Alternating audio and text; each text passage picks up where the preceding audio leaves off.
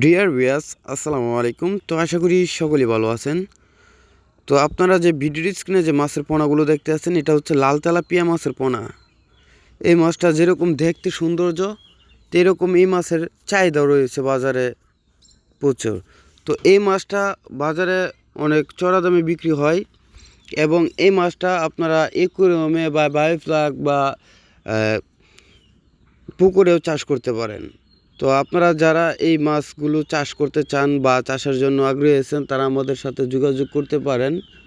এবং এই মাছগুলো পুকুরে চাষ করার ক্ষেত্রে আপনাদের পুকুরের পাড় চারদিক দিয়ে মেরামত করে নিতে হবে এবং পুকুরের পাড়ে যদি আপনার গাছপালা থাকে তাহলে গাছপালার ডালগুলো আগে ছাটিয়ে নেবেন, নাহলে গাছপালার যে পাতাগুলো থাকে এইগুলো পুকুরে পরে পুকুরে এক ধরনের গ্যাস তৈরি হয়।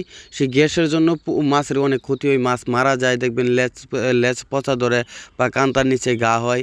তো আপনারা এইগুলো বিষয় লক্ষ্য রাখবেন।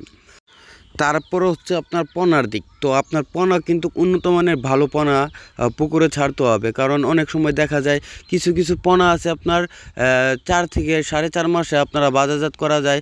কিছু কিছু পোনা আছে আপনার 6-7 মাসও লাগে বাজারজাত করতে গেলে।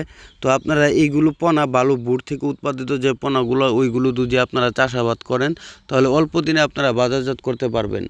কারণ দেখা যায় যদি অল্প দিনে আপনি বাজারজাত করেন তাহলে আপনার খাদ্য খরচও কম লাগতেছে, আর যদি আপনি চাষাবাদ সময় লাগে বেশি তাহলে আপনার খাদ্য খরচও বেশি একটা লাগতেছে, সেই একটা আপনি মূল্য পাইতেছেন না।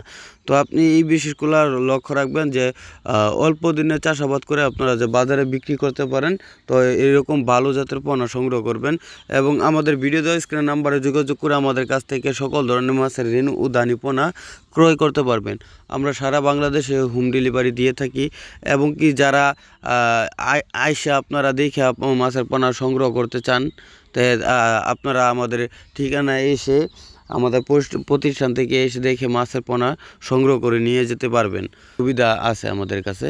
আর আপনারা যারা আসতে পারবেন না, তারা ভিডিও কলের মাধ্যমে মাছের পোনা দেখে আমাদের কাছ থেকে ক্রয় করতে পারেন।